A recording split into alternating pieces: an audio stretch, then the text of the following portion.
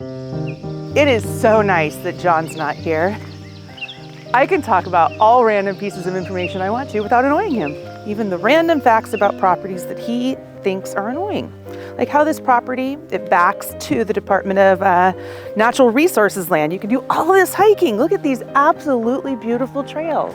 If John were here, I could tell him all about that, this is located in the Snohomish School District, and I understand why they call it the Evergreen State. Snohomish School District is huge. It is one of the biggest geographic school districts in the state. I can't even imagine the transportation nightmare that must be.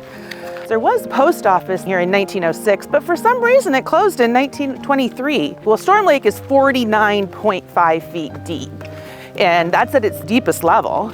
Then it flows right into Flowing Lake. On Flowing Lake, there is a county park, which has these little cabins you can even rent. They've got RV pads right beside them. It's quite the amazing setup. Hi, I'm Missy Huff with Haynes Huff Properties. Today I'm seriously in the foothills of the Cascade Mountains. This home borders land owned by the Department of Natural Resources. Great hiking trails. Let's go on and take a look.